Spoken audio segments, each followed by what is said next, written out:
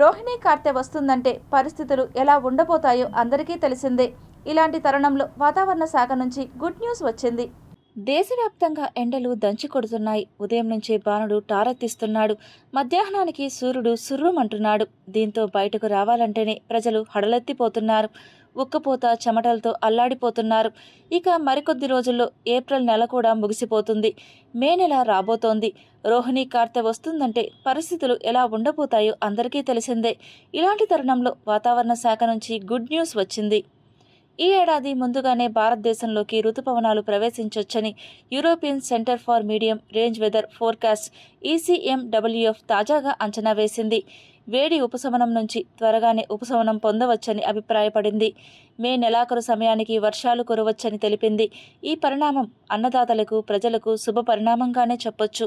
2025లో కూడా ముందుగానే రుతుపవనాలు వచ్చాయి. ఈ ఏడాది కూడా మే 27 నుంచి 29 తేదీల్లో వర్షాలు కురవచ్చని మౌసమ్ తక్ వ్యవస్థాపకుడు దేవేంద్ర త్రిపాఠి పేర్కొన్నారు. అండమాన్ నికోబార్ దీవుల్లో అనుకున్న సమయం కంటే ముందే వర్షాలు ప్రారంభమవుతాయని తెలిపారు. మే 18 నుంచి 25 మధ్యన అండమాన్ నికోబార్ దీవుల్లో రుతుపవనాలు చేరుకోవచ్చని చెప్పారు. ప్రస్తుతం నైరుతి దిశ నుంచి వీచే బలమైన గాలులు దక్షిణ బంగాళాఖాతం, అండమాన్ సముద్రంపై బలపడుతున్నాయని దేవేంద్ర త్రిపాఠి సూచించారు. ఈ గాలుల కారణంగా ఆ వారంలో ద్వీపాల్లో భారీ వర్షాలు కురిసే అవకాశం ఉందని, దీనివల్ల సాధారణం కంటే 30 నుండి 60 మిల్లీమీటర్ల అధిక వర్షపాతం నమోదవుతుందని తెలిపారు. మే 25 నుంచి జూన్ 1 వరకు రుతుపవనాలు పశ్చిమ, ఉత్తర దిశలకు విస్తరిస్తుందని అంచనా వేశారు.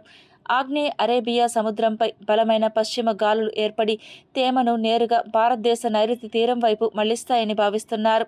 దీని కారణంగా కేరళ, తమిళనాడులోని దక్షిణ జిల్లాల్లో సాధారణం కంటే అధిక వర్షపాతం కురిసే అవకాశం ఉంది.